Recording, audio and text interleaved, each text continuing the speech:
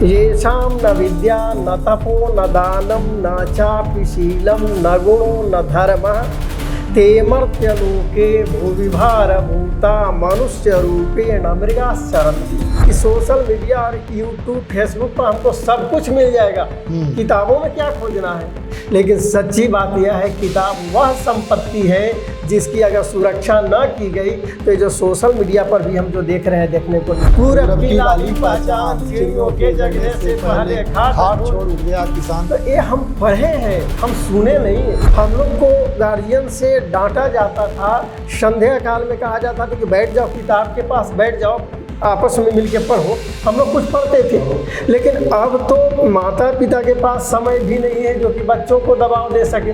गगन था कुचे लोहित हो चला। जिनके पास न विद्या है, न तप है, न ज्ञान है, न उनका आचरण सही है, न गुण है, न धर्म है, वे जो है सो इस धरती पर मनुष्य में होकर के भी पशुओं की तरह इधर उधर घूमते हैं। नमस्कार, मैं चितरंजन कुमार और आप देख रहे हैं सिटी योग न्यूज़। देखिए, हम अपने स्टूडियो में लगातार नए नए मेहमान को लाते रहते हैं और विभिन्न मुद्दों पर चर्चा करते हैं, और वही चर्चा करते हैं जो समाज में सुधार ला सके, समाज को एक नई दिशा दे सके। वैसे मेहमानों को हम बुलाते हैं। कोई सफल व्यक्ति हैं, उन्हें बुलाते हैं, जो अपनी सफलता का जो मात्रा है, सफलता का जो मंत्र है, वह हमारे समाज में जो लोग हैं उन्हें बताते हैं। आज हमारे बीच में वैसे ही एक मेहमान हैं, हेरंब कुमार मिश्र, जो पेशे से सरकारी शिक्षक हैं और इन्हें बहुत कुछ कहा जा सकता है। लेखक हैं, साहित्यकार हैं, कवि हैं, और मंच पर जब इनकी उद्घोषणा होती है तब सुनने वाले लगातार ताली बजाते हैं। तो हम स्वागत करते हैं हेरंब सर को। शिक्षक हैं और हमेशा ये कुछ न कुछ लिखते रहते हैं। अभी 2 पुस्तकें इनकी विमोचन हो चुकी है। हाल के दिनों में एक और होने वाली है, हम उस पर भी चर्चा करेंगे। लेकिन अभी जो चर्चा करेंगे वह एक ख़ास चर्चा है कि आज के जो युवा हैं वह किताब से दूर होते जा रहे हैं, साहित्य से दूर होते जा रहे हैं। तो उसका कितना दुर्गामी, कितना दुष्प्रभाव उसका होगा, क्योंकि मोबाइल और कंप्यूटर के युग में आज के जो बच्चे हैं, आज के जो युवा हैं, वह उसके चपेट में आते जा रहे हैं और उसी पर निर्भर होते जा रहे हैं और पुस्तक से दूर होते जा रहे हैं। तो इस पर हम गंभीर चर्चा करेंगे। सर, सबसे पहले स्वागत है आपको हमारे चैनल में, और स्वागत के साथ ही यह सवाल है कि आज के जो युवा है वह पुस्तक से दूर होते जा रहे हैं। सर, किताब नहीं पढ़ रहे। पहले होता था कि हम लोग जब बचपन में पहली कक्षा में एडमिशन होता था तो पहली कक्षा की भी पुस्तकें होती थी, और उस पुस्तक को हम लोग पढ़ करके और परीक्षा देते थे, और उसी पुस्तक से रिलेटेड सवाल हुआ करते थे। और उसके बाद हम लोगों का समय बढ़ता गया, निरंतर हम लोग मैट्रिक पास किए, इंटर पास किए, ग्रेजुएशन पास किए, पीजी क्वालिफाई किए, और किताबों से जो दोस्ती थी वह लगी रही। लेकिन आने वाला अभी जो समय बीत रहा है, युवा जो है वह किताब से दूर होते जा रहे हैं। सर, इसका कितना दूरगामी प्रभाव पड़ने वाला है, कितना दुष्प्रभाव इसका पड़ने वाला है युवाओं पर? मुझे सिद्ध योग में आमंत्रित किया गया, इसके लिए बहुत बहुत धन्यवाद चितरंजन बाबू। शुक्रिया सर। और आप ही को नहीं बल्कि सिद्ध योग का जो भी प्रबंधकीय परिवार है, उन सभी के प्रति आभार व्यक्त करता हूँ। खास करके मीडिया सेल जो अनवरत तेज़ी से प्रबुद्ध पत्रकारिता के माध्यम से आगे बढ़ता जा रहा है, आप सभी का बहुत बहुत अभिवादन, धन्यवाद। बहुत ही सुंदर विषय आपने रखा है।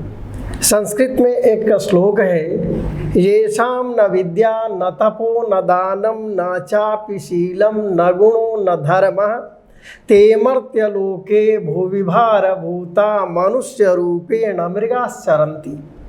जिनके पास न विद्या है, न तप है, न ज्ञान है, न उनका आचरण सही है, न गुण है, न धर्म है, वे जो है सो इस धरती पर मनुष्य में होकर के भी पशुओं की तरह इधर उधर घूमते हैं। अब एक बहुत बड़ी बात आपने रखी है पुस्तकों से दूर होने की बात युवा पीढ़ी के लिए। सबसे पहली बात इस पर मैं कहना चाहूँगा कि बच्चे जो देखते हैं सो करते हैं, और उसी को जीवन में आगे बढ़ाते बढ़ाते हर कदम हर वर्ष आगे बढ़ते हैं। सबसे बड़ी कमी हमारी है।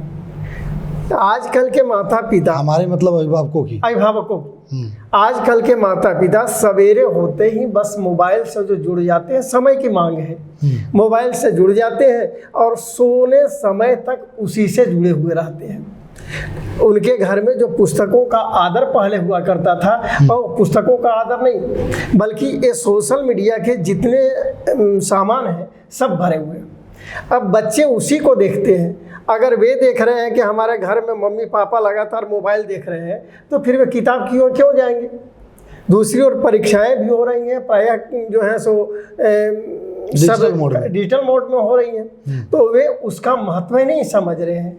लेकिन उनको समझना चाहिए कि सबसे पहले हमारी यहाँ परंपरा थी श्रुति परंपरा, जो कि ऋषि मुनि अपने बच्चों को कुछ बताते थे और एक बात बताए वो बात दूसरे को बताए, सुनने से बात बढ़ती थी, जो कि वेद है। वेद को ही श्रुति की संज्ञा दी जाती है, श्रुति परंपरा उसमें थी। बाद में लेखन पद्धति आई जिसमें पुराण वगैरह हमारे यहाँ आए, फिर साहित्य के बड़े बड़े ग्रंथ हमारे यहाँ हैं। देखिए, बच्चों को किताबों से कटना मुख्य कारण है उनका पारिवारिक और सामाजिक परिवेश में बदलाव। वे इस ज़रूरत को नहीं समझ रहे हैं कि हमें किताब की आवश्यकता क्या है। हम और आप जब पढ़ते थे तो याद होगा कि शुरू में सबसे पहले मिलती थी एक बहुत ही पतली किताब मनोहर पोथी, और उसी में हम लोग पढ़ना शुरू करते थे, उसी में हम लोग बोलना शुरू करते थे, उसी को सीखना। वो किताब आज तक भी, आज के बच्चे उसको भी नहीं जान रहे, मनोहर पोथी को भी नहीं जान रहे। हम लोग को गार्जियन से डांटा जाता था, संध्या काल में कहा जाता था कि बैठ जाओ किताब के पास, बैठ जाओ आपस में मिल के पढ़ो। हम लोग कुछ पढ़ते थे, लेकिन अब तो माता पिता के पास समय भी नहीं है जो कि बच्चों को दबाव दे सके, और वे बच्चे लगातार एक से एक, और जवाब ऐसा मिलता है कि सोशल मीडिया और यूट्यूब फेसबुक पर हमको सब कुछ मिल जाएगा, किताबों में क्या खोजना है। लेकिन सच्ची बात यह है, किताब वह संपत्ति है जिसकी अगर सुरक्षा ना की गई तो जो सोशल मीडिया पर भी हम जो देख रहे हैं देखने को नहीं। ऐसी भी स्थिति है सर कि जो मोबाइल में हम देख पाते हैं तो बस देखने तक ही वो हमारे माइंड में रहता है और उसके बाद वो माइंड से निकल जाता है। लेकिन ऐसी थी, हमने भी किताब पढ़ा है शुरू से। किताब जो पढ़ा जाता है वो दिमाग में बना रहता है हमेशा। चितरंजन बाबू, हम लोग बचपन में जो पढ़े हुए थे अभी तक ये बात बनी हुई है। कल परसों एक बच्चा पूछा, हमने अचानक दिमाग में बात आई, शिवमंगल सिंह सुमन की वो कविता, हम पंछी उन्मुक्त गगन के, आप भी सुने होंगे, हम भी पढ़े। हम पंछी उन्मुक्त गगन के, थोड़ी कविता उसकी अभी दिमाग में नहीं आ पा रही, लेकिन उस तरह की कविताएं हम लोग को शुरू से अंत तक हमने पढ़ा था सर, पहली से शायद तीसरी कक्षा के आगे दिया। हम पंछी उन्मुक्त गगन के पिंजर बद्ध न गा पाएंगे, कनक तीलियों से टकराकर पुलकित पंख टूट जाएंगे, हम बहता जल पीने वाले मर जाएंगे भूखे प्यासे। कितना सर हमने पढ़ा था, नहीं हुआ है अभी सवेरा, पूरब की लाली पहचान, चिड़ियों के जगने से पहले खाट छोड़ उठ गया किसान। तो ये हम पढ़े हैं, हम सुने नहीं है। प्रिय प्रवास का बहुत ही सुंदर दृश्य है। दिवस का अवसान समीप था, गगन था कुछ लोहित हो चला, तरुशिखा पर थी अबराजती, कमलिनी कुलवल्लभ की प्रभा। ये हम पढ़े किताबों में, हमने सोशल मीडिया पर नहीं देखा उसे।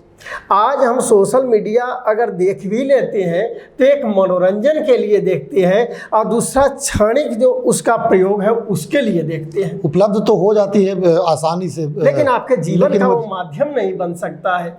हो सकता है कि कल आपकी परीक्षा है, आज आप देख लिए, परीक्षा भर जाएंगे, लेकिन उसके बाद आपको याद रह जाएगा, ये कहना मुश्किल है। लेकिन अगर सजी हुई पुस्तकें आपके पास हैं, उसमें जो सुंदर सुंदर अक्षर और शब्दों में लिखी हुई पिरोई हुई पहले की बातें हैं, वे चीज़ें, जैसे मैं एक शिक्षक हूँ, मैं जब कक्षा में बच्चों को पढ़ाने जाता हूँ तो हिंदी के शिक्षक होने का जैसे ही उन्हें कहता हूँ कि हिंदी साहित्य को 4 भागों में बांटा गया। आचार्य रामचंद्र शुक्ल ने उसे आदिकाल, पूर्व मध्यकाल या भक्ति काल, उत्तर मध्यकाल, रीतिकाल, आधुनिक काल या गद्य काल में बांटा, ये हमने कभी सोशल मीडिया में या कहीं थोड़े देखा। ये तो मैंने किताबों से सीखी, किताबों से पढ़ा। और कक्षाओं में जब शिक्षक भी पढ़ाते थे या आज भी शिक्षक पढ़ाते हैं, तो जो सोशल मीडिया के माध्यम से पढ़ाते हैं वह और जो किताबों के माध्यम से पढ़ाते हैं वह, दोनों में बहुत का अंतर हो जाता है। पहले तो ब्लैक बोर्ड हुआ करता था सर, अब डिजिटल बोर्ड हो गया है। तो ब्लैक बोर्ड में जो पढ़ाते थे सो और डिजिटल बोर्ड में पढ़ाते हैं सो, समय के साथ बदलाव ज़रूरी है, बदलाव हो भी रहा है। लेकिन ब्लैक बोर्ड वाली जो शिक्षा थी, अब तो शिक्षक रहे हैं और अब आप ब्लैक बोर्ड पर भी, अपने ब्लैक बोर्ड पर भी पढ़ाया और अब आप डिजिटल बोर्ड भी देख रहे हैं। ब्लैक बोर्ड और डिजिटल बोर्ड में सर कितना अंतर है, बच्चे कितना समझ पाते थे ब्लैक बोर्ड वाली बातें। आपने अच्छी बात कही, बदलाव अच्छा है, ये मैं भी समर्थक हूँ। जैसा समय जा रहा है, जैसा परिवेश जा रहा है, बदलाव होना चाहिए। लेकिन उस बदलाव के पीछे कुछ हम बहुत अच्छी चीज़ों को छोड़ते चले जा रहे हैं, खोते जा रहे हैं। हमको भूलना ना होगा, खोते जा रहे हैं, जो हमसे छूटता जा रहा है। अभी आपने स्मार्ट बोर्ड और ब्लैक बोर्ड की बात की, बहुत अच्छी बात। ब्लैक बोर्ड पर बच्चों को लिखने के लिए जब बुलाता था तो बड़े आनंद के साथ वहाँ पर जाते थे और बहुत प्रेम से वहाँ पर लिखते थे। अब जब स्मार्ट बोर्ड है, वहाँ पर प्राथमिकता शिक्षकों की हो जाती है। बच्चे को कभी कभार वहाँ आवश्यकता अनुसार बुलाया जाता है, उसे दिया जाता है, लेकिन उसकी लिखावट और ब्लैक श्यामपट्ट की लिखावट दोनों में अंतर पड़ जाता है। उसका महत्व ही कुछ और होता है। और एक बहुत अच्छा, एक बात सर, अभी अपने शब्द एक बहुत बड़ी चीज़ वहाँ पर बताता हूँ। श्यामपट्ट काला होता है और उस पर एकदम सफ़ेद गोरा से लिखा जाता है। एक बहुत बड़ा संदेश है कि जो काला है उसको भी गोरा बनाने की ताकत रखने वाला वो श्यामपट्ट का। बिल्कुल, यही मैं पूछने वाला था और आपने बता ही दिया। बहुत अच्छा रहा कि श्यामपट्ट है क्या, हम यही पूछने वाले थे और आपने तो बता ही दिया पहले ही। अब हमने सर बात कर लिया कि चलिए बच्चे जो दूर होते जा रहे हैं किताबों से, उन्हें किताब अपनानी चाहिए, किताब पढ़नी चाहिए। साहित्य से भी सर दूर होते जा रहे हैं बच्चे। अब पहले हिंदी सिनेमा हुआ करता था, लोग सिनेमा घर में जा कर के फिल्म देखा करते थे और अच्छी अच्छी फिल्म जो होती थी उसे फिल्म देखने के बाद उसे अपने जीवन में जो उसके जो अच्छाई थी वह उतारते थे। लेकिन अब उससे भी लोग दूर होते जा रहे हैं। सारी चीज़ें जो उपलब्ध है वह मोबाइल से हो जा रही हैं। मोबाइल सर कितना हानिकारक है? देखिए, कहा गया है कि कोई भी विकास जो है अगर सही तरीके से उसका उपयोग किया जाए तो सही है। अगर उसका उपयोग का तरीका गलत हो जा रहा है, उपयोग की समय सीमा अधिक हो जा रही है, तो यह कहना बड़ा मुश्किल होगा कि आपके फ़ायदे में होगा। आजकल के बच्चे भी वो मोबाइल वगैरह का प्रयोग किस स्तर से कर रहे हैं, किस कारण से कर रहे हैं, यह बात अभिभावक को ध्यान देना होगा जरूर।